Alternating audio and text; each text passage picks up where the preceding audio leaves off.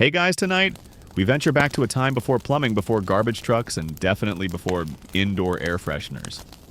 Imagine walking through a narrow alley, the moonlight barely reaching the cobblestones, when suddenly you catch a thick, unrelenting whiff of something unspeakable. You look down, and yep, you're ankle deep in it. That's right. Tonight you're a gong farmer, and yes, it's every bit as glamorous as it sounds. So before you get comfortable, take a moment to like the video and subscribe, but only if you genuinely enjoy what I do here. And let me know in the comments, where are you listening from?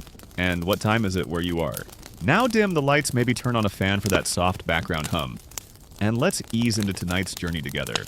You trudge through the back alleys of a 14th century English town. It's the dead of night, not just because of the curfew, but because this job only gets done when the sun's not watching. You're dressed in layers, mostly to keep warm, but partly to soak up the occasional splash. You're what the townsfolk call a gong farmer, a person paid very little to climb into cesspits and haul out the human waste. Your tools: a wooden shovel, a heavy-duty bucket, and a rope if you're lucky. Your worst enemy: slippery stone steps that lead down into the medieval equivalent of hell. And if you're wondering, yes, people absolutely died doing this. Slipped, fell in, and were found the next morning. Or weren't found at all.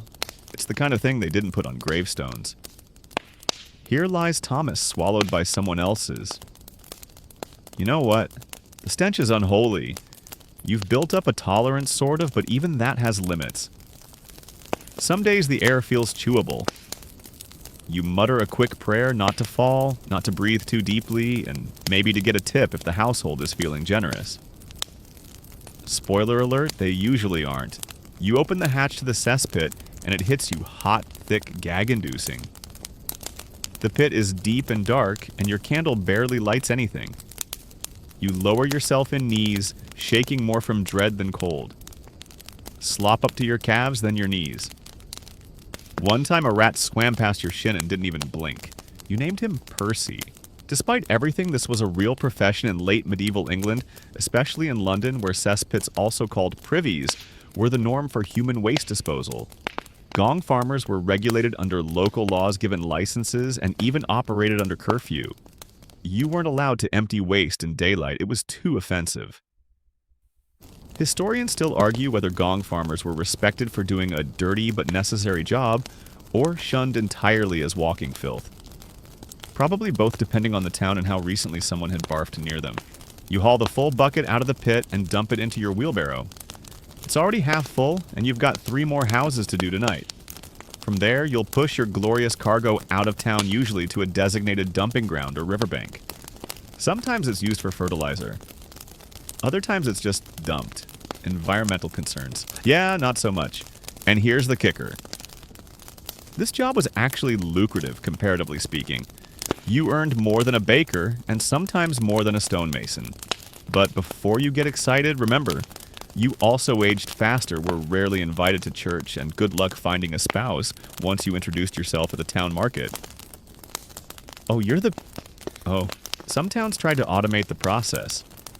The wealthy had indoor privies with chutes that dropped waste down to basement pits. But guess who had to clean those out when they overflowed?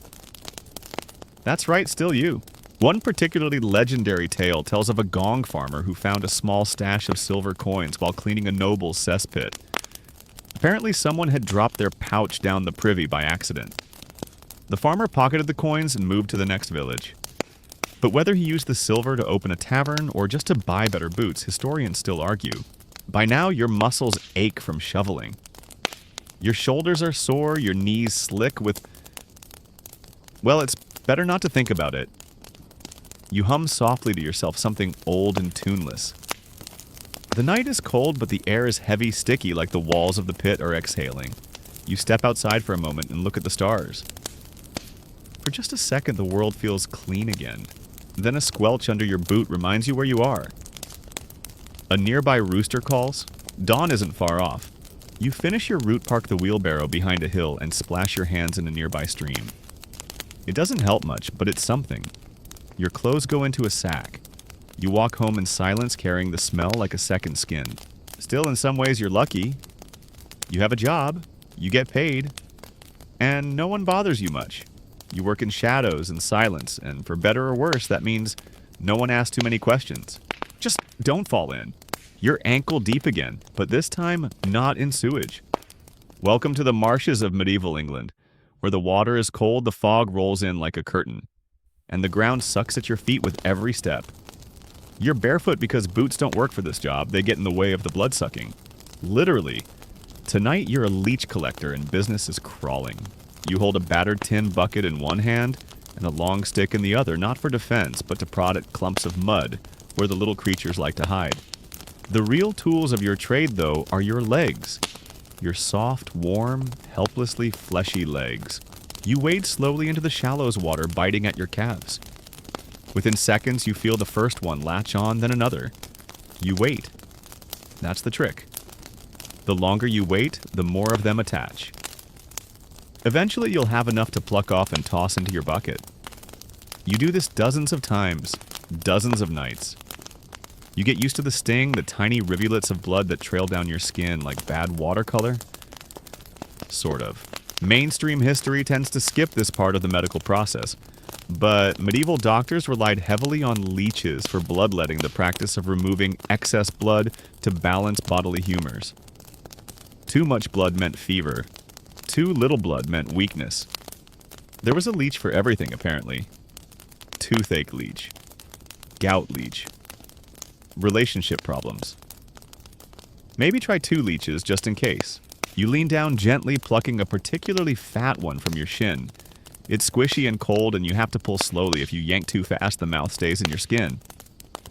You learned that the hard way. The scar's still there. Your bucket sloshes faintly as you toss it in. The leeches writhe together like spilled noodles, and you swear one of them glares at you. It's a living... This wasn't just English nonsense either.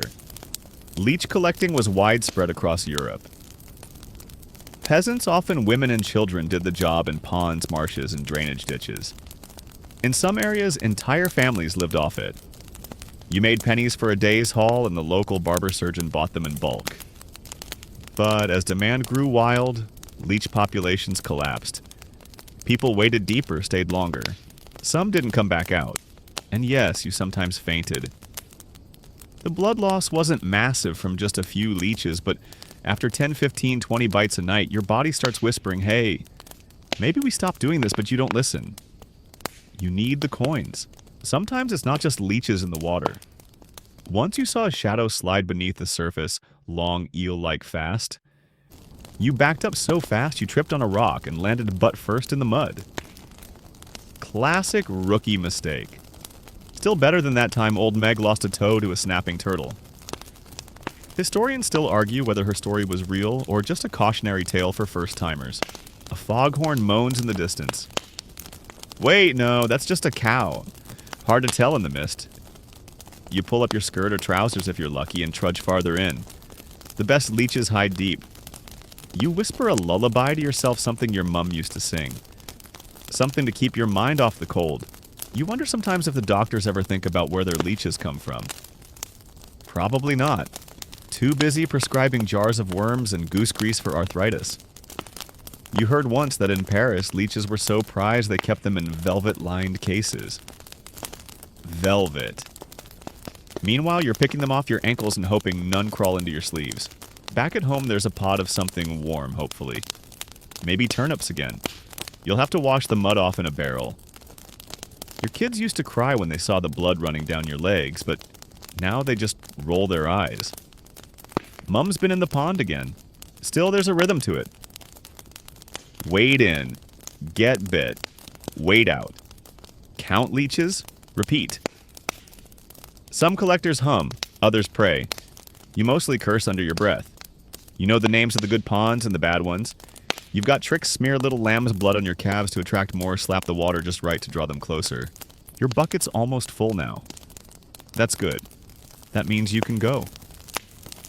You don't linger in the marshes after dark. There are stories. Whispered ones about shadows that don't move quite right. About collectors who walk out of the fog, but with blank eyes and no shadow at all. Superstition, probably, but you don't test it. You turn back toward the shore. Your legs are streaked in red, the water darker where you stood. The cold has numbed your toes and every step squelches. A leech has wriggled into your left boot somehow. You'll deal with it later. As you climb out, you glance down at the bucket. It's heavy now. Tomorrow you'll sell these little monsters to the apothecary down the road. He's always wearing gloves and never makes eye contact. You get the feeling he doesn't want to be reminded where his supplies come from. Still, you're proud. Sort of. You provide a service, after all. One that doctors rely on, that patients depend on. You bleed so they don't have to. You keep the balance. You feed the trade. You hobble home in the dim light, dripping and tired. Another night done. Another night survived. Your legs are still sore from last night's leash buffet, but no rest for the medieval employed. Today you've got a different gig, one that smells less like blood and more like old chamber pots. You step into a low, stone-walled workshop, steam curling through the air and the scent hits you hard. Sour, sharp, unmistakably human. You're a fuller, and your job is to stomp on wool soaked in stale urine until it becomes cloth fit for a noble's backside. Welcome to the wonderful world of medieval textile processing. You look down into the vat. It's about knee-deep wide and half full of what you tell yourself is just liquid. But you know the truth. This vat has been seasoned with buckets of urine called chamber lye collected from every household in the area. It's strong stuff too. Left to ferment in the summer heat, it has all the charm of rotten onions soaked in vinegar and left in a boot. For 3 weeks. And you climb in barefoot. The process is called fulling, a necessary step in making wool cloth, durable, soft, and water-resistant. Raw wool, freshly spun and woven, is oily, loose, and full of lanolin and dirt. Fullers use urine, which contains ammonia, to clean it and shrink it into a tighter weave. But to work properly, the fabric has to be kneaded, pressed, and agitated, which is where your feet come in. You grab the edge of the tub for balance and begin your rhythm stomp turn. Stomp shift. It's warm. That's not great. You keep going. Historians still argue whether fullers were among the better paid artisans or just slightly elevated from peasants. On paper, you're a craftsman. In reality, you're a glorified laundry mixer in a vat of pee. The social prestige doesn't extend beyond the workshop. You glance across the room. There's another vat beside yours occupied by a man who hasn't smiled since the last king died. He nods at you, a sort of unspoken solidarity. You're both ankle deep in human waste, after all. Nothing brings people together like shared misery and ammonia burns. And yes, that's a thing. Spend too long in these vats and the skin on your legs starts to crack. Some fullers developed rashes or open sores that never quite healed. But if you left the wool underprocessed, the entire batch could fall apart. So you stomp and you pretend you're not breathing through your mouth. There's one bright spot occasionally. You get to yell at apprentices. Today, a new boy forgot to stir the pre-soak pile, and now the urine-soaked cloth has grown mold. What do you think this is, a cheese cellar, you mutter? He doesn't laugh. No one does. You shift the cloth with your foot, feeling its texture change. That's good. It's thickening, drawing together like a wrung sponge. You reach down to feel the fibers and get a splash to the face for your trouble. You close your eyes. Breathe. You're fine. You're fine. Just some medieval wool juice. You've had worse. Some towns built fulling mills, water-powered hammers that pounded the cloth automatically. You've heard of them, dreamed of them, honestly. A machine that does the stomping for you, pure wizardry. But here, everything is manual. You are the hammer. You are the power source. You are the reason this fabric doesn't unravel during the prince's next jousting tournament. One fun fact, fullers often worked shirtless or even completely naked to avoid ruining clothes they couldn't afford to replace. That's right, you're not just ankle deep in a pee bath, you're also doing it half nude. Historians still debate whether that was for efficiency or just an attempt to keep the fabric cleaner than the people making it. You stomp on. The air thickens. A fly buzzes by your ear and lands on the vat's rim. You resist the urge to dunk it. The wool's almost ready now. Another half hour, maybe. You wonder how your cousin is doing. He makes shoes. Smelly, yes, but at least he doesn't have to wrestle with fermented cloth that bites back. You think about quitting sometimes. Running off to join a monastery, maybe. But even monks need clothes. Someone's got to process the wool. Someone's always stomping somewhere. A visitor walks past the workshop, probably a merchant, and pinches his nose as he glances in. You pretend not to notice. You're used to it. You tell yourself that next week maybe you'll use gloves. You won't. No one ever does. The shift ends not with a bell, but with your legs going numb. You heave the wool out of the vat and pass it to the rinsing boys who haul it off to be pounded, stretched, and hung. You climb out slowly, wincing as your feet hit solid floor. You've got that particular ache that only comes from walking on wet fabric for hours. You rinse off in a trough. It doesn't help. The smell has settled into your skin, your pores, your soul. But you feel strangely proud. You did something. You made something. The fabric that nobleman will wear at his next feast, you stomped that into being. It's weirdly comforting. You wrap a cloth around your legs and start home humming a tune that has no words. Your feet are pruny. Your hands are red. But the fabric is tighter. The cloth is clean. And tomorrow you'll do it all again. Just don't slip again. The day starts not with bird song, but with the steady thunk of wood against stone. You stand in the chilly morning fog, watching a man test the sharpness of his axe against a post. Nearby, a scaffold creaks as it's swept off, cleaned, and somewhat optimistically perfumed. You're not here for the main event, though. You're not the executioner. You're his assistant, his sidekick, his guy. Welcome to the thrilling, uncomfortable, and occasionally disgusting world of the medieval executioner's side hustle. You're not the one swinging the blade usually, but that doesn't make your job any cleaner. Once the head rolls, if it rolls cleanly, you've got to take over. That means collecting it, dealing with the body, maybe even boiling it. If someone paid extra for the preservation package. It also means crowd control, bribe collection, and making sure no one swipes the more popular bits as souvenirs. You sigh and tighten your cloak. The morning's cold and the executioner's already late. Again. You kick a pebble into the gutter and think about breakfast. Then again, maybe not. The smell of blood tends to hang in the air here like mist. The crowd begins to gather. You can spot the regulars, old men with sullen faces, kids with wide eyes, and the occasional noble pretending they aren't curious. There's a weird buzz in the square, half anticipation, half dread. And you're in the middle of it. Being an executioner wasn't a full-time job. Medieval towns weren't exactly bustling with criminals, or at least not ones that got caught often, so you had to diversify. Many doubled as tanners, butchers, or even dentists, if you can believe it. But the assistant, you're lower on the ladder. You're the one who collects the fee, checks the rope, and drags the condemned out when they try to backpedal. Today's execution is a beheading. High profile. The guy stole from the abbey or possibly insulted someone's favorite goat. Historians still argue about the exact charge. Doesn't matter. What matters is that he's nervous. You can see it in his eyes as you adjust his collar.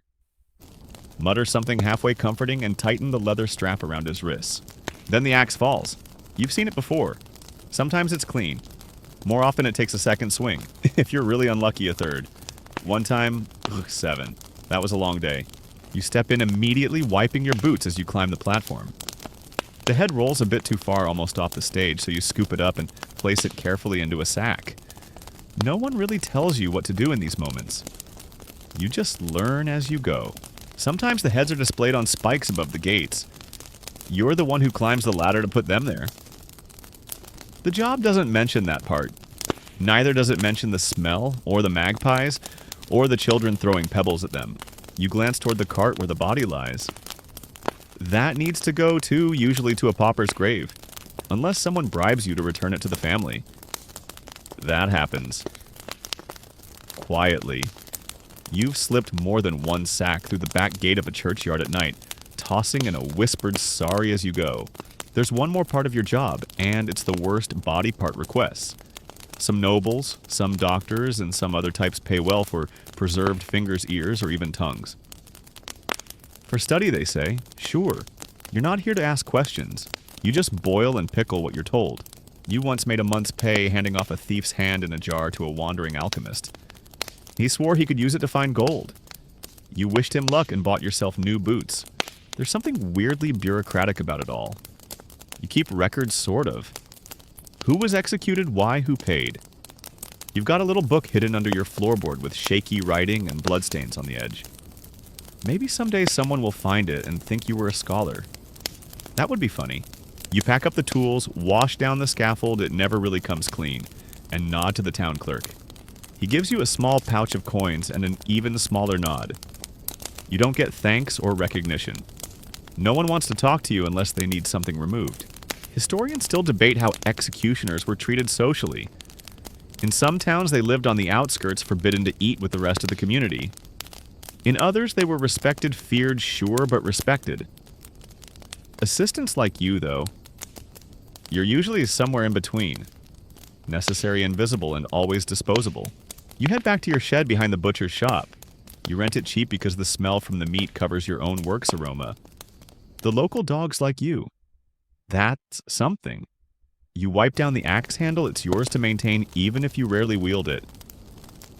Maybe one day, if your boss retires, or gets his head chopped off. Occupational hazard. You wonder sometimes if you could do something else. But what else is there? You've touched too much death to work in a bakery. Too many secrets to join a guild.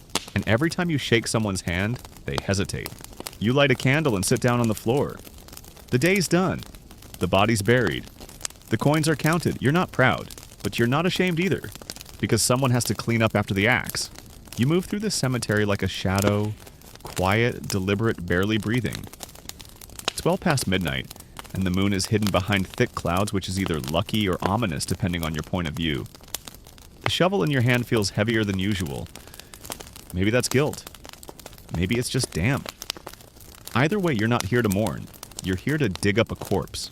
Welcome to your new profession, resurrectionist, a grave robber, a body snatcher, a midnight anatomist. But don't worry, you tell yourself. It's for science. You slide between Tombstone's eyes, scanning for the marker you scouted earlier. It's a fresh burial, 2 days tops. Still soft soil, still fresh body. You glance behind you to make sure no one's following. Sometimes the family posts a watch.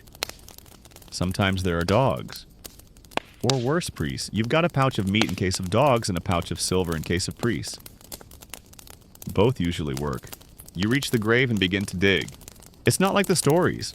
You don't dig 6 feet down. Too slow, too loud. Instead, you make a pit just above the torso, break through the coffin lid, and pull the body up by the arms.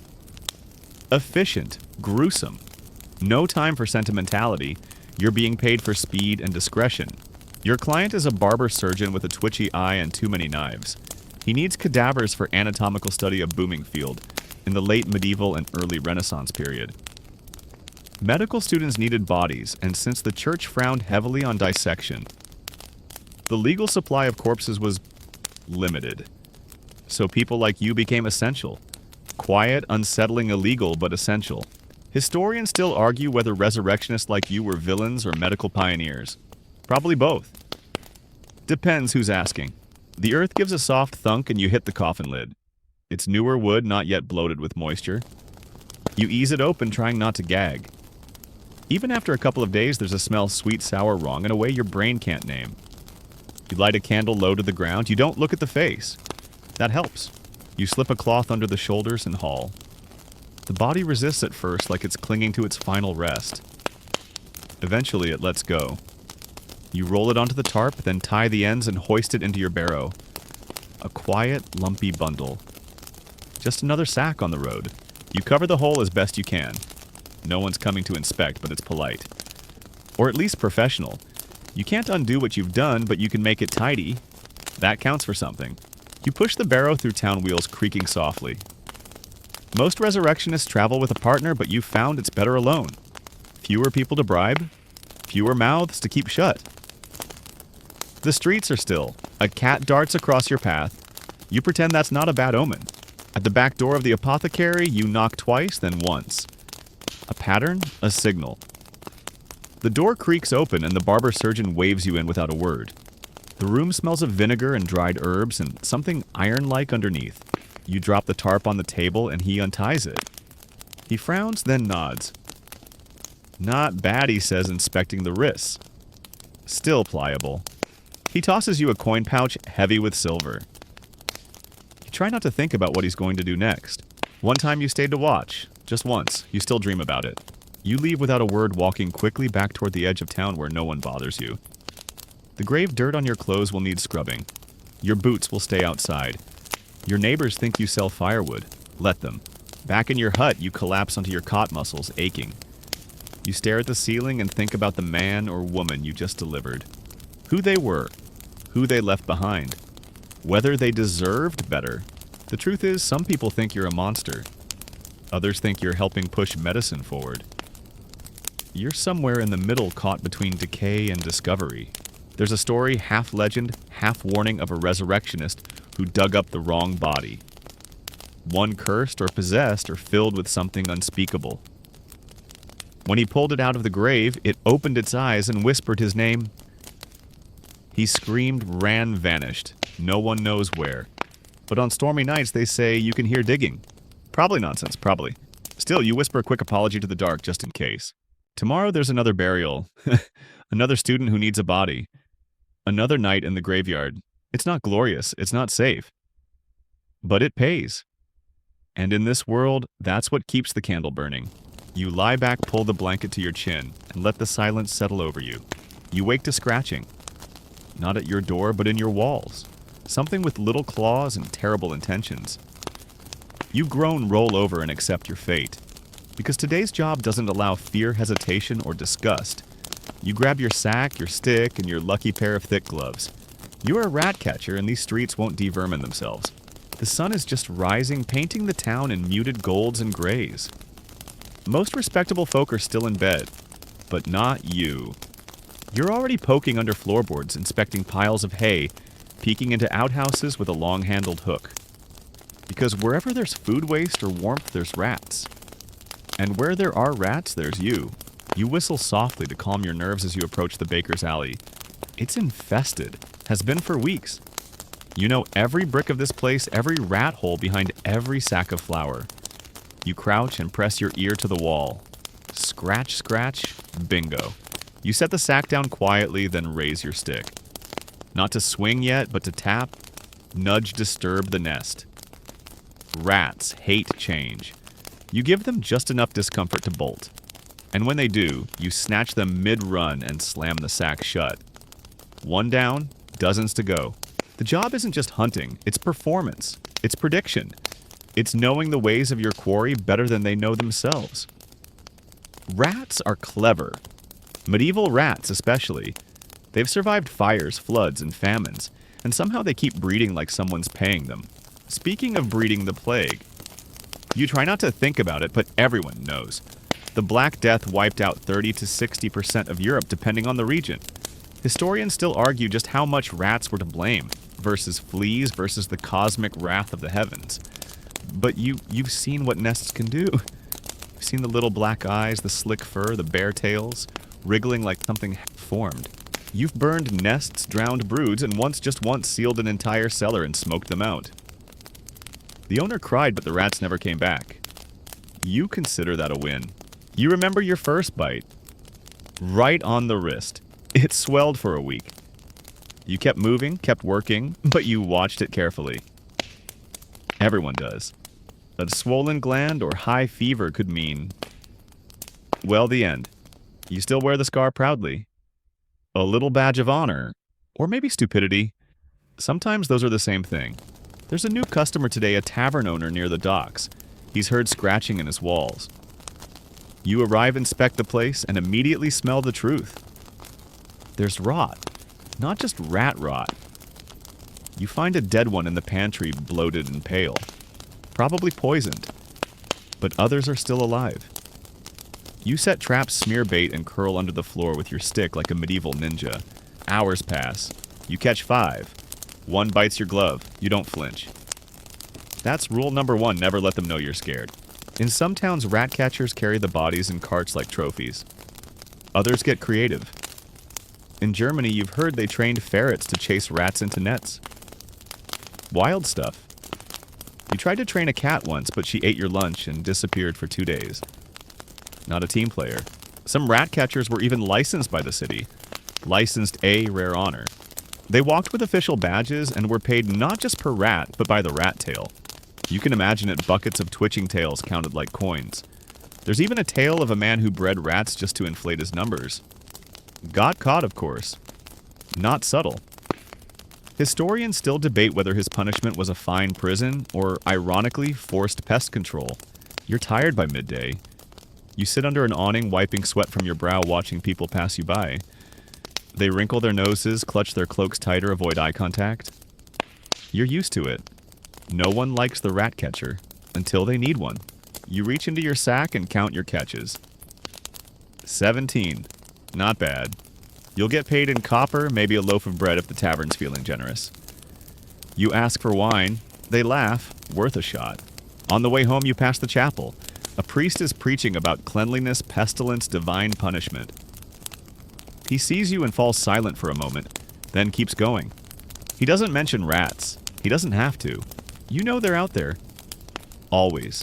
In the sewers, in the cellars, in the spaces between walls. You hear them in your sleep. You smell them in your dreams. You even dream as one, sometimes skittering through cracks, stealing crusts, hiding from torchlight. It's not romantic. It's just your reality. You reach your door and there's one waiting on your doorstep. Bold little thing, just stares at you, nose twitching. You flick your stick and it bolts. You don't chase it, not tonight. Because for every rat you catch 10 more scurry-free. And you'll be there tomorrow, stick in hand, sack over shoulder eyes, sharp and ready. Because someone has to keep the darkness from scratching through. The village bell tolls softly in the fog, marking the end of a life. Mourners file out of the small chapel in hushed silence faces. Pale eyes red, but you don't join them. You linger just outside the circle of grief, waiting patiently. You're not family, you're not clergy, you're not even really invited. You're the sin eater, and your meal is about to be served. You sit quietly on a stool at the edge of the funeral procession. The widow gives you a glance uncertain but resigned. She nods once, then gestures to the body. A plate of bread and a mug of ale are already resting on the chest of the deceased. You feel the eyes of the others on you as you approach. Some pity you, others revile you. A few avoid looking altogether. You don't blame them. After all, you're about to eat this man's sins. You crouch down beside the body, your face calm. The bread is dense, coarse. The ale is bitter. That's fine. It's not for flavor. You chew slowly, deliberately, as if you can feel the sins sliding down your throat. Lies, thefts, broken vows, all soaking into your flesh one mouthful at a time. The air is cold, the body colder. When you're done, you stand brush crumbs from your lap and say nothing. You never speak at these moments. That's part of the deal. The silence keeps things holy, or at least tolerable. Someone hands you a coin or two. Occasionally a loaf of something extra, and then you leave. Quickly. No one thanks you. Why would they? You're now walking around with Uncle Thomas's greed and pettiness stuffed inside your belly. The town prefers to forget you as fast as possible. Sin eating is one of those professions historians still scratch their heads over. Was it real? Was it symbolic? Did people truly believe the sins transferred, or was it just a superstition to make everyone feel a bit cleaner at funerals? Historians still argue whether sin eating was a legitimate theological ritual, or just a peasant's desperate attempt to create closure in an age of terrifying uncertainty. But for you, it's real enough. You've done this dozens of times. You've eaten the sins of bakers, blacksmiths, even a baron once. Rich sins taste just as sour as poor ones. You once ate an entire feast off a noblewoman's body roast meat, sugared plums, fine wine, and still went home hungry. Not for food, but for something else. Respect, forgiveness. You're not sure anymore. You pass the chapel gate and make your way down a narrow trail toward your cottage. It's a lonely walk. Always is. No one invites the sin eater to dinner. You're considered unlucky, unclean in a spiritual sense. People believe you carry spiritual pollution like a coat, and that if they spend too much time near you, they'll catch it like a cold. That's why you live on the edge of town. Your house leans sideways from too much rain and too little maintenance. Chickens pick through the grass out front oblivious. They don't care who you are, that's why you like them. Inside, the air smells like herbs. You burn mugwort and sage not for magic, but because it masks the funeral scent that clings to your clothes. You hang your cloak and sit by the hearth. You don't light it, you just listen. Some nights you feel the weight, not just emotional, but physical. Like the sins are still shifting in your stomach, making space, settling into your bones. It's a heavy business, and there's no priest to absolve you, no ritual to wipe the slate clean. You're the last step in the chain. Once you eat, the soul is free. But what about you? Some say sin eaters don't go to heaven, that you've consumed too many crimes to ever be allowed in. Others say you're guaranteed a spot because you've done the dirty work of salvation. You've paid for it in a way. You don't know which version is true. You try not to think about it. There's a myth about a sin eater who refused to eat one man's sins. Said he could feel something wrong. The widow begged the priest, threatened, but he wouldn't touch the bread. That night, lightning struck his roof, burned half the cottage. He never said no again. You've never refused, but you've come close. Once a child, just 5. They laid out a little cake and a bit of milk. You couldn't bring yourself to swallow. You just held it in your hands, eyes closed, and whispered the name over and over until the candle went out. No one questioned it. No one wanted to. You hear a knock. It's soft, hesitant. Probably another request. You wrap a shawl around your shoulders and answer it. A man stands there, eyes downcast. His wife passed in the night. No priest would come. They're poor. You nod. You'll go in the morning. For now, you sit back down and slice a piece of bread. Plain fresh, your own. No sins baked in. You eat slowly, savoring the taste of something clean. Dawn breaks with a shudder as your cart creaks over the frost-hardened road. The horses are stubborn this morning. Probably smarter than you, really. Because you know what's waiting up ahead. A wagon load of mystery misery and a smell that you'll never fully get out of your tunic. You, my friend, are a gong farmer, and your job is literal crap. No need to dress it up with metaphors. Your hands are elbow deep in it before most people finish breakfast. You stop your cart beside the back wall of the inn, where a wooden hatch leads down into the cesspit. It's quiet here. Silent, even. Most people are still sleeping soundly in their beds. You, however, are standing beside a hole in the ground, filled with years, and I do mean years of accumulated human waste. Liquid and solid, ancient and still warm. The innkeeper avoids eye contact as he opens the hatch. You nod politely like this isn't a completely humiliating transaction. He tosses you a copper coin half payment, now half when the stink hole's clean. You don your gloves, tighten your belt, and descend into the pit with a practiced sigh. It's deep, slippery, echoes with every squish. The shovel scrapes against the stone bottom as you begin your work. You fill one bucket, then another. Each one gets hauled up and dumped into your cart, which, by the way, is already beginning to reek with the kind of pungency that could stun a monk. This is your life. Gong farmers, so called from the Old English gang, meaning to go, were essential in any city worth its stink. Human waste had to go somewhere, and not everyone had the luxury of dumping it into the nearest river, though, honestly, plenty still tried. So, towns hired people like you to clean the cesspits, privies, and public latrines. If there was a hole with a smell, you were expected to shovel it out and cart it away, and away meant far away. City regulations often required you to dump it outside town walls in designated lay stalls, or sometimes in fields where farmers would use it as fertilizer. Yes, you heard that right. Human waste fertilizer. You might call it recycling. The local tomato crop just calls it Tuesday. The job was dangerous in ways you might not expect. Sure, there's the smell, but also the gases. Rotting waste produces methane, ammonia, and hydrogen sulfide. In a deep enough pit with poor airflow, you could pass out, fall in, and, well, not climb back out. Historians still argue whether gong farming led to more deaths by suffocation or slow infection, but either way, it wasn't pretty. You once knew a man who fell in. They called him Slippery Jack after that. He was never quite the same. Spoke only in whispers. Smelled like cabbage for the rest of his days. You pause for breath, wiping your brow with your sleeve. Big mistake. Never wipe your face with a gong sleeve. You gag swear softly and keep going. There's a rhythm to the job, scoop, lift, dump. Repeat. The worst part isn't the smell. You get used to that strangely. It's the texture. Some pits are watery, others thick. One time you swore you hit a pocket of jelly. You didn't ask why. You finish the inn's pit just as the sun rises over the rooftops. The light catches the steam wafting from your cart like some hellish soup kitchen. You cover it with canvas and begin the slow trudge out of town. You nod to passing villagers. They do not nod back. You're used to it.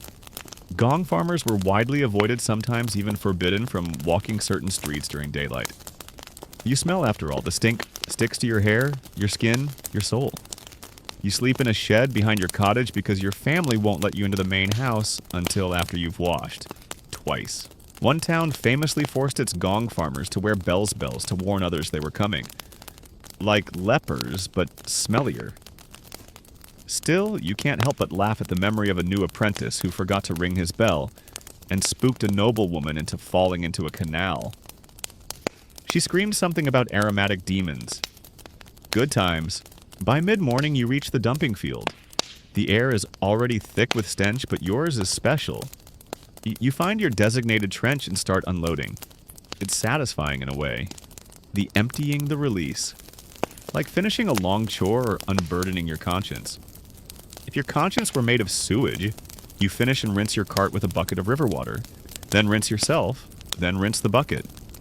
Doesn't really help, but you pretend it does. You pass a farmer on the road who waves cheerfully. He wants to buy a load for his cabbage patch. You make the deal, scribble a mark on your tally stick, and wish him good luck. He won't eat those cabbages, mind you. That's what peasants are for. You head home finally, feet aching and back sore. You hang your cloak on the nail by the door. It's stiff. It might actually be standing on its own now. You'll wash it later, maybe. There's stew bubbling on the fire. You eat in silence, savoring the taste of not sewage. You earned this. Because without you, the streets would overflow. The pits would collapse and the city would drown in its own filth. You are the unseen hero of sanitation. The knight of the night soil. The poop whisperer. And tomorrow, you'll do it all again. Because someone has to. You stand on a creaky platform high above the village square, your arms wrapped tightly around a wooden beam for balance and your hair dancing wildly in the breeze. Below you, a few townsfolk are already gathering, squinting up at the strange figure balanced among the timbers like a bird out of place. You're not a bird. You're a whipping boy, and someone else's bad day is about to become your bad day. You sigh and stretch your arms. They're sore from yesterday. The prince had a rough Latin lesson and took it out on your back. Not with his own hands, of course, never that. The beatings always fall to you, because punishing royalty, that would be unthinkable. That's the strange logic of your job. When the young noble misbehaves, you get punished in his place. It sounds absurd. It is absurd. But it was real, at least for some courts during the later medieval and early Renaissance periods. The idea was simple. Princes were too important, too sacred to be physically punished. But someone had to take the blame when they refused to recite their psalms or threw ink pots at the tutor. Enter you. Historians still argue how widespread the practice was, or if it was exaggerated over time into legend. But enough records survive to suggest it did happen, particularly in royal courts obsessed with maintaining appearances and divine right. After all, how can you strike the child anointed by God, but striking his companion? That's fine. That's educational. You came to court young, maybe 8 or 9. Chosen not because you were bright or brave, but because you were about the same age as the royal heir. Close enough to play with. Close enough to be friends. Close enough for it to hurt when he misbehaves. And hurt it does. The whipping isn't always hard. Sometimes it's symbolic, a few lashes across the back of your tunic, while the prince watches pretending to feel guilty. But other times it's real. When tutors grow impatient, or the court is particularly tense, the switch comes down harder. The pain is sharp and quick, then dull and lingering. You learn not to cry. That only makes it worse. It's strange, though, you and the prince do become friends in a way. You share meals, run through gardens, whisper secrets under canopies. He once told you he envied you, said you were free. You almost laughed. Almost. Sometimes, in rare moments, he tries to take the blame. Once he tried to confess to breaking a vase in the Great Hall. The tutor ignored him. A prince does not break things, he said. He commands. Then he whipped you anyway. You sit now on the edge of the dais, watching the tutor approach with his sour expression. and neatly rolled whip. You know this routine. The prince forgot his genealogy homework. Again, you brace yourself. 3 lashes, not too hard, not today, you exhale. Later the prince finds you in the corridor. He offers a sweet, says, "Sorry," you nod, you eat it, it's lemon flavored. Strange tart, oddly comforting. Some in the court pity you, others resent you. You're always around the prince closer than most of them will ever be. They see you as a parasite, a symbol of favoritism, a grim joke that everyone knows but never laughs at. You've heard whispers that one day when the prince is king, you'll be given a title. Land even. That your suffering now is an investment in a better future. But you've also seen others whipping boys who outgrew their usefulness, who were sent off to monasteries or posted to distant garrisons. Out of sight, out of mind. You keep a journal tucked under your mattress. Not much, just names, dates, little sketches of court life. You draw the prince sometimes, smiling, frowning, looking bored, looking scared. You've learned to read his moods better than anyone. There's a peculiar intimacy in shared punishment. You bleed because he won't. You suffer so he can stay clean. And somewhere along the line you stopped asking if it was fair. There's a story about a whipping boy who took one beating too many, collapsed, and died. The prince was never the same after that, they say. Refused to be touched, refused to speak. Grew into a harsh, trembling king who ordered punishments but never watched them. Maybe that's just a story, maybe it's a warning. Maybe you feel a tap on your shoulder, a page with a summons. The prince wants to see you, alone. You find him in the library pacing. He looks older today. Tired. "I told them not to do it," he says. "But they never listen." You shrug, that's the job. He stares at you. "What if I make it stop?" You raise an eyebrow. "Then someone else will take my place."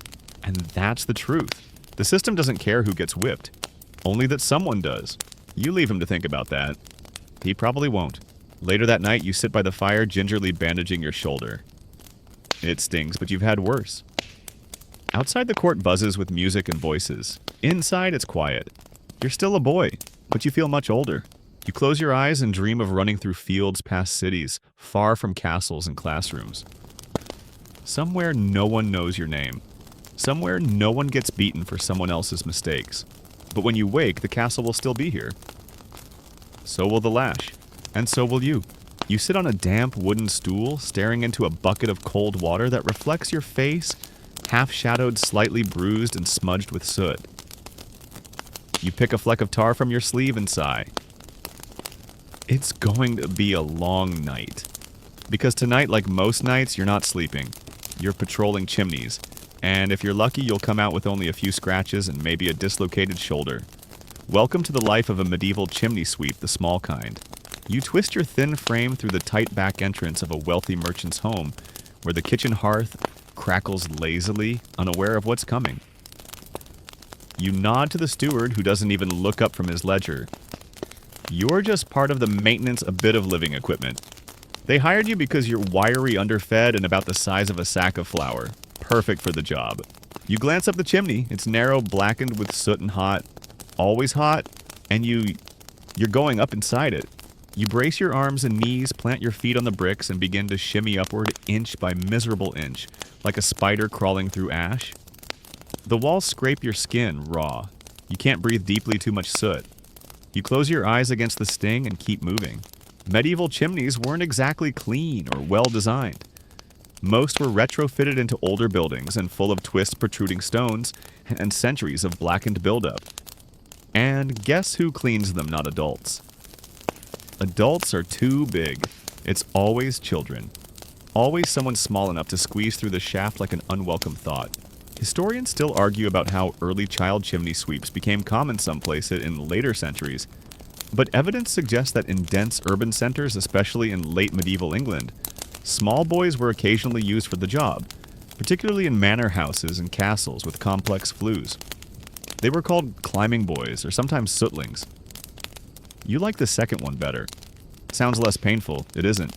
You reach a bend and twist awkwardly your foot, slipping momentarily into empty space. Your heart thumps like a drum. One wrong move and you could be stuck. Forever. It's happened before. There's an old chimney in town they sealed off completely because they couldn't get the boy out. They say you can still hear scratching when the wind blows just right. You pretend not to hear it. You finally reach the top, gasping like a fish in the shallows. The air up here is sharp with cold and your face stings where soot meets skin. You reach into your sack, pull out your little brush, a scrap of bristle tied to a stick, and begin scrubbing downward. Ash flutters past your cheeks like black snow. Some of it gets in your mouth. You spit. You keep scrubbing. Down below, the soot rains into the fireplace like dark confetti. When you finish, you carefully begin the descent, easier in theory, harder in practice. You slip once, just a bit. You catch yourself on a rusty nail and cut your hand open. You don't scream. That's rule number 1, no noise. No matter how much it hurts. Noise means attention. Attention means they might not hire you again. You drop into the hearth with a thud covered in dust like some cursed fairy tale creature. The steward finally looks up. "Done?" he asks. You nod. He tosses you a crust of bread and a coin. You're not sure which is the bigger insult. You head home limping slightly. Your shirt sticks to your back where your skin's raw. You pass through alleys where people wrinkle their noses at your scent. You smell like a chimney ash sweat and smoke. You've tried to scrub it out. It never fully goes away. You live with 4 other boys in a tiny room above a cooper's shop. No parents. Just you and the others, all swept out of orphanages, workhouses, or just bad luck. You rotate jobs, chimneys, grates. Sometimes the occasional flue clearing for bread ovens. There's no schedule, just hunger and soot. One of the boys, Petey, has a cough. It started soft, but now it's constant. Dry hacking metallic. You all know what it means. Soot lung. You don't talk about it. You once dreamed of being a knight. Then you dreamed of being a baker. Now you mostly just dream of breathing clean air. Maybe learning to read. Maybe not being blackened to the elbows every day. You've heard that in some cities laws are coming. Laws that say kids shouldn't be made to climb chimneys anymore. That sweeps should use rods and brushes, not bones and fingers. You dream about that sometimes, but not here. Not yet. Sometimes the homeowners give you gifts, gloves, soap, even sweets. You don't trust those days. They feel like bribes for silence. Like someone upstairs saw a little boy stuck in a chimney and realized too late what that really meant. There's one house you visit regularly, a widow with a kind smile and a warm hearth. She lets you sit in her kitchen after the job and feeds you soup. Once she asked your name. You didn't answer. You forgot it mattered. You lie down on your thin straw mat, soot still clinging to your hair, and stare at the ceiling beams. You can barely see them through the haze of smoke that seems to follow you wherever you go. Your arms ache. Your chest is tight. But tomorrow there will be another chimney, another hearth, another narrow crawl toward the light at the top. You turn onto your side, coughing softly into your sleeve, because someone has to keep the fire breathing. You hear the horn long before the cart comes into view. A long, slow blare that means one thing: a new batch has arrived. You toss your rag aside, wipe your hands on your apron, and step out into the courtyard just as the prison wagon grinds to a halt. The guards look exhausted. One is chewing something foul and eyeing you with pity. Or maybe disgust. It's hard to tell anymore. You're the executioner's apprentice and business is booming. You don't wear a hood, not yet. That's for the master whose every movement is precise, practiced, and utterly void of hesitation. You're just the assistant, the cleanup crew, the silent shadow who sharpens blades, hauls bodies, and keeps the crows at bay. The prisoners shuffle out one by one, chained and pale. You don't make eye contact. You never do.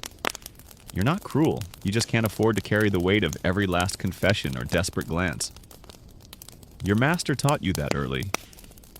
They die lighter if you're quiet, he said once. Words make them heavier. Words. You follow the wagon to the holding cells where the condemned will spend the night, or an hour depending on the schedule. Executions aren't always at dawn like in stories. Sometimes they're rushed, sometimes delayed. Sometimes they happen in the middle of a festival just to make a point. Your job for now is to prep the tools. You open the shed and step inside. The air smells of iron sweat and cold wood. You lay out the sword, the axe, the rope, the wheel. Each has its own case, its own oiling process, its own horrifying purpose. You never ask what method the judge ordered. You just prepare them all, just in case. The sword is your favorite, clean, quick, noble even. It takes strength and precision, no sawing, no second blows, just one smooth arc. The axe is less elegant, heavier, more likely to bounce. The gallows rope cold and impersonal. The wheel. You try not to think about the wheel. Historians still argue how common execution wheels were in medieval Europe. Some claim they were rare displays of royal vengeance. Others believe they were surprisingly frequent in certain regions. What's clear is that when they were used, they weren't quick. The wheel was about spectacle, about suffering.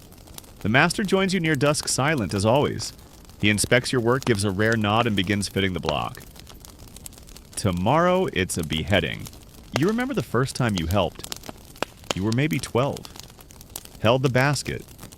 Tried not to flinch when the head dropped into it. You failed. The sound, it wasn't a thump.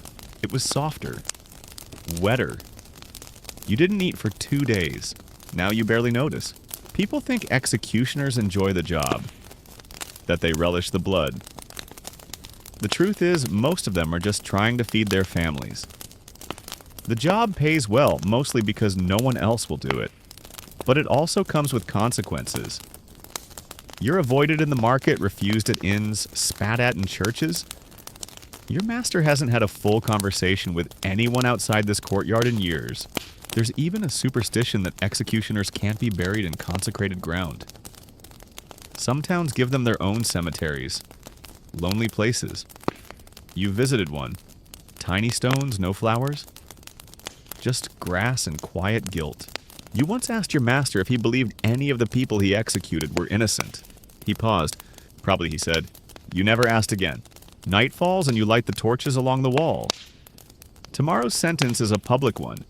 That means cleaning the stage, sanding the platform, testing the trapdoor. You do it all mechanically, hands, moving without thought. A chicken clucks somewhere nearby. You wonder if it knows what you do. There's a strange hierarchy in your work. Thieves get the rope, traitors get the axe, nobles get the sword if they're lucky. Witches. Depends on the mood of the crowd. Fire if the bishop's feeling theatrical. You've seen people cry, plead, joke. One man danced on the scaffold laughing until the rope snapped his neck. Another recited a poem. You still remember the last line. Something about stars. The master tells you it's important to look them in the eye. Not to intimidate them, but to acknowledge them. You're the last face they'll see, he said. Make it human. That's the strangest part of all. For a job soaked in death, there's something oddly intimate about it. In those final seconds when everything falls away, rank wealth guilt, you're just two people standing in the wind. And then the blade falls. You sit by the fire that night, sharpening the sword's edge until it glints in the firelight. You test its weight, feel the balance. You wonder if you'll ever be the one to swing it. Part of you hopes not. But part of you wants to get it right. Because if it must be done better by someone steady. Someone who won't miss. Someone who still whispers a silent sorry as the blood soaks the wood. You bank the fire, set the tools in their cases, and close the shed door. Tomorrow someone dies. And you'll be there. You work the pattern like a prayer. The floor beneath your hands is nearly finished now, red clay tiles, alternating with black in a complex, 8-pointed star. You sit back on your heels, rolling your shoulders with a dull crack. The day's light has shifted. You can tell by the way the color of the tiles changes almost golden now, where it was gray just hours ago. Time slips when you're laying floors. You measure the hours by the aches in your spine and the number of cuts on your fingertips. You reach for the next tile from your basket fired last week, shaped this morning. Its edges still slightly crumbling. You trim it gently with your iron rasp, using just the right pressure so it snaps instead of shattering. The mortar beneath it is starting to set, and you have only a few minutes before it turns from forgiving paste to stubborn stone. Each floor is a message, even if no one reads it. Not that you expect anyone to admire your work. They rarely do. Floors aren't painted saints or glittering tapestries. Floors are stepped on, spilled on, scratched by boots and dulled by centuries of footsteps. And yet, you craft every line and curve with the kind of care most people reserve for sculpture. You want it to last. to whisper something to the future. The priest stops by to check on progress. He walks across the finished portion of the chapel floor without hesitation, tracking a bit of mud on your clean edges. You try not to wince. He nods once. Looks good, he says, which in clerical speak is practically a serenade. Then he vanishes again. You stare at the muddy footprint a moment longer, then wipe it away with a damp cloth. It's not personal. Floors aren't meant to stay clean. They're meant to hold what's dropped on them and keep on doing their job. In the evenings when your back won't straighten and your fingers twitch from cramping, you wonder if this will ever get easier. You've been at this trade for decades, and yet some jobs still push you past the edge. Curved designs are the worst. Symmetry is cruel. But perfection is everything. There's an old superstition among your kind: never lay a floor too perfectly or you'll invite misfortune. Leave one tile crooked, the elders used to say. That's where the devil trips. You follow that rule. In every one of your floors, you place a single flaw so subtle only you know it's there. You tell yourself it's tradition. But it's also insurance, just in case. You once worked on the floor of a cathedral where the bishop insisted that his crest be tiled into the center aisle. You carved it by hand, a lion, a sword, a sunburst. When he saw it, he cried. Said it was the most beautiful thing he'd ever walked across. He died 2 years later, and now pilgrims wipe their feet on his lion without even realizing. Floors outlive everyone. The boy finishes his corner and stands up, stretching. You inspect it. The spacing's a bit off, but passable. You've got an eye for balance, you tell him. He beams. You remember being that age, wanting so badly to impress someone who had no time for flattery. Now you are that someone. A bird lands on the windowsill and chirps once before fluttering away. You take that as your signal to stop for the evening. Your knees creak as you stand. You wash your hands in a basin twice and dry them on your apron. The water turns gray cloudy with lime and dust. You look at your hands, fingers gnarled like roots knuckles, thick with years of impact. You once joked that your wedding ring wore you out. Your wife didn't laugh. She used to run her thumb across your palm while you slept, tracing the hard ridges of callus. Said it felt like bark. She's gone now. Years, maybe. Time is harder to track than tiles.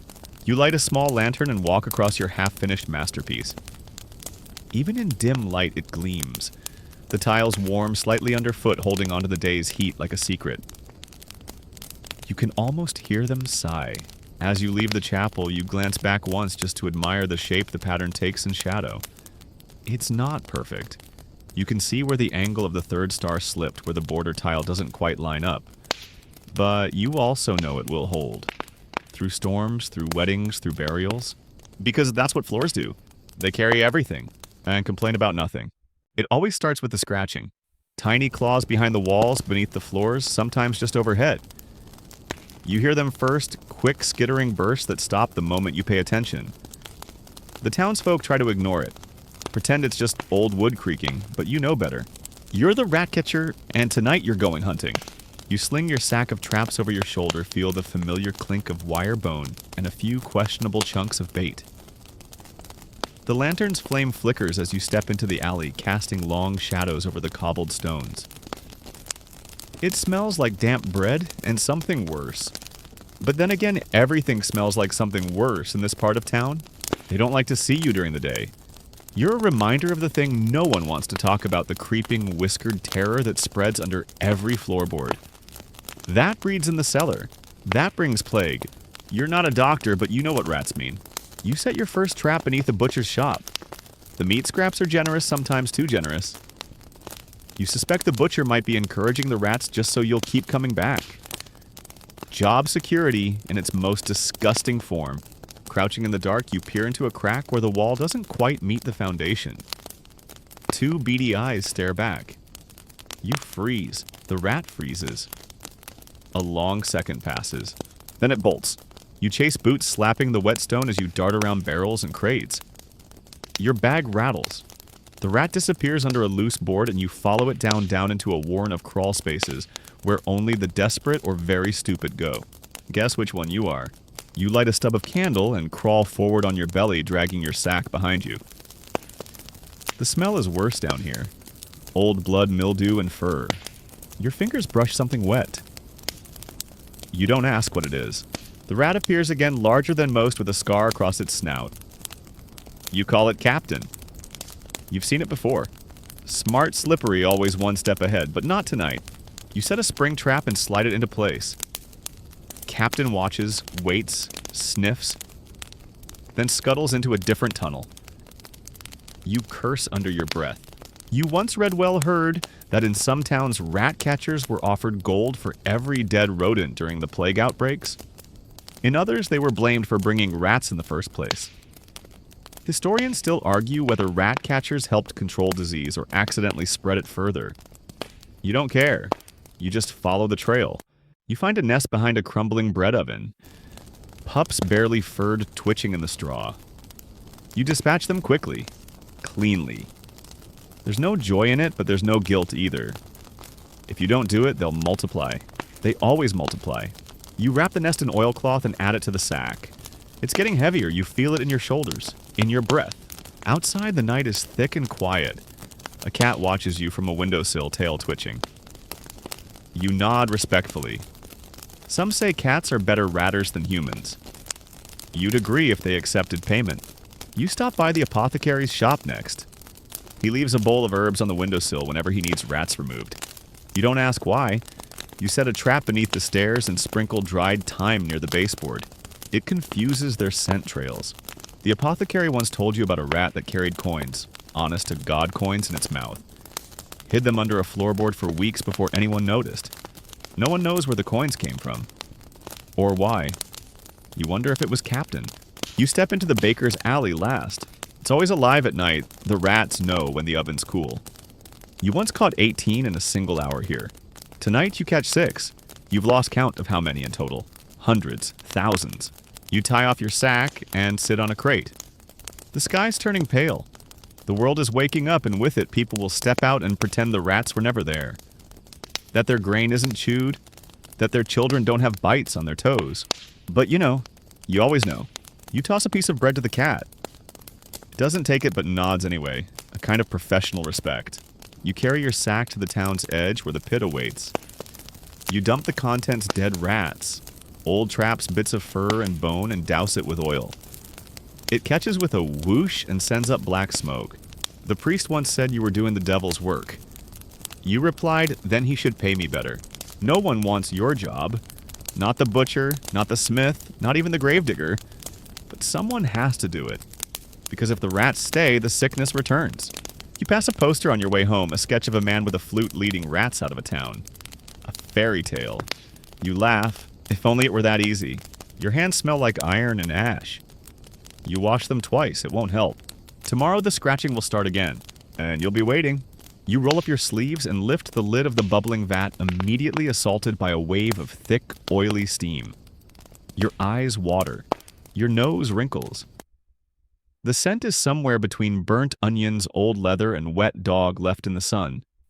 But you don't flinch. This is your world. You're a tanner. And your job is to turn dead animal skins into leather. Not exactly a glamorous trade. The sun's barely risen, but you've already been elbow deep in cowhide and urine since before dawn. The hides are soaking in vats of dog dung and lime, a charming little mixture that helps remove hair and fat. You stir them slowly with a wooden paddle, trying not to breathe too deeply. It never really works. You've long since given up on keeping clean. Your boots are permanently crusted in sludge. Your apron used to be brown, it might still be. Hard to tell through the streaks. Your hands always cracked.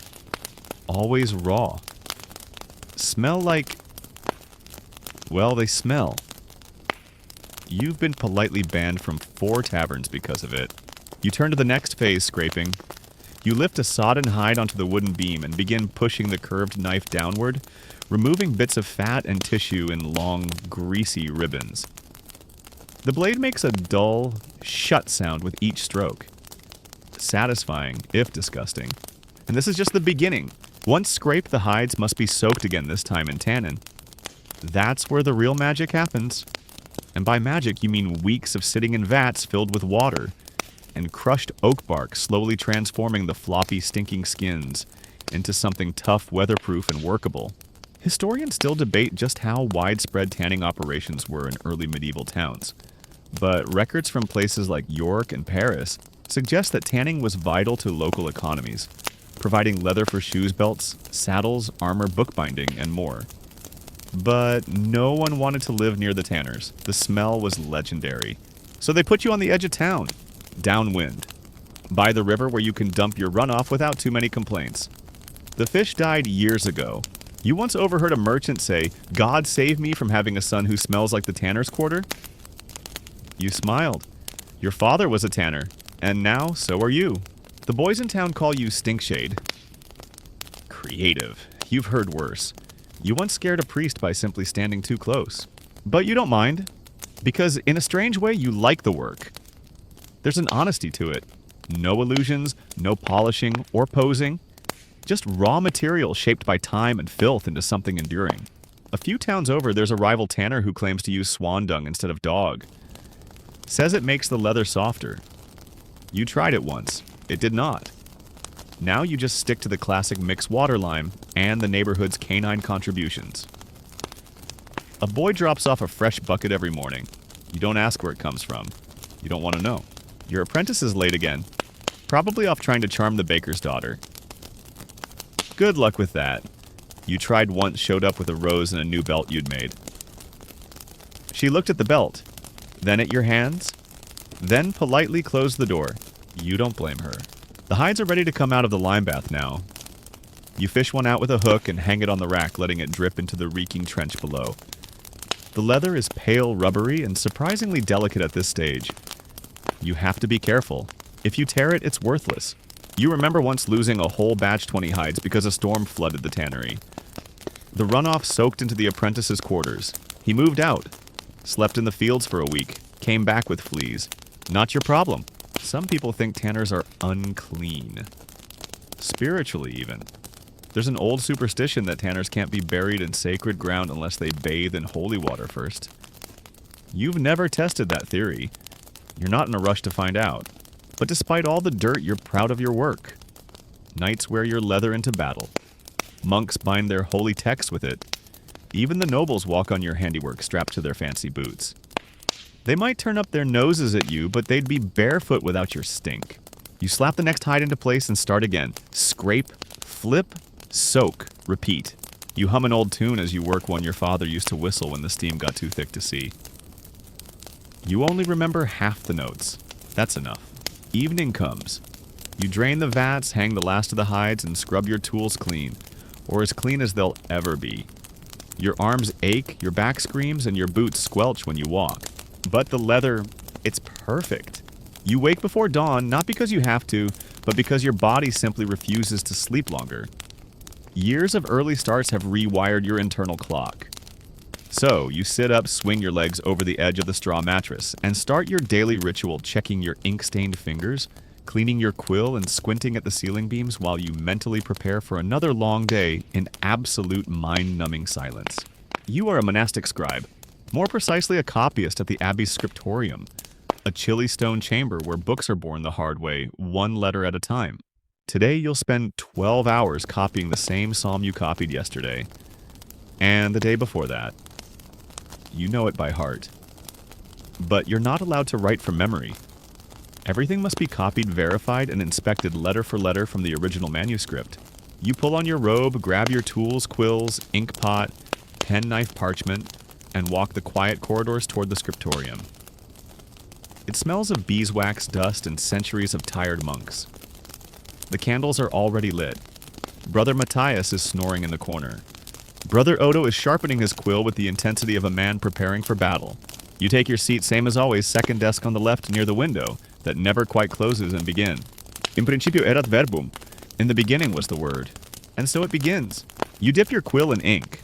Not too much, not too little. The ink is made from oak, gall, iron, salts, and water. You learn to mix it during your first year here. If you mess up the proportions, it fades, or worse, bleeds across the page like spilled wine. You once ruined an entire folio. Spent a week on penance scraping the vellum clean. The parchment today is unusually smooth. Calfskin, a luxury. It stretches beneath your hand like taut silk soft but firm whispering as you drag your nib across it. It absorbs the ink like it's hungry. Your job is not just writing, it's replication. Every stroke must match the original font size, spacing, ornamentation. If the first G has a curled tail, every other G must curl the same way. There's no room for flair, no creative license. You're not an artist. You're a mirror. And a tired one. Sometimes you forget where you are midline. Your hand keeps writing while your mind drifts to breakfast, to the clouds, to the distant sound of birds outside. Then you realize you've skipped a word, or worse, a line. You sigh and reach for your knife. Gently, slowly, you scrape the parchment clean, like surgery. One wrong move and the whole page is ruined. Historians still argue over how often scribes inserted their own thoughts or mistakes into copied texts. Marginal notes from frustrated monks like, "Oh Lord, this parchment is hairy," or "This is so boring," suggest that errors weren't rare. Some scribes left tiny doodles in the corners. Dragon snails jousting, even cats playing lutes. One monk famously wrote, "Thank God it will soon be dark." You relate it? Midday arrives. The bell rings. You break for a quick meal of bread and ale. Sometimes broth. You eat in silence, then return. You flex your cramped hand, open the manuscript, and find your place. The page stares back half filled with Latin, dotted with gold leaf initials. You'll add red and blue later. The illuminator does the big illustrations. You only write the body text. He gets the glory. You get the cramp. Once you dreamed of being an illuminator, but your line work was judged too nervous. So here you are, still copying, still carving letters into animal skin for readers who may never read your name. And yet, you take pride in your work.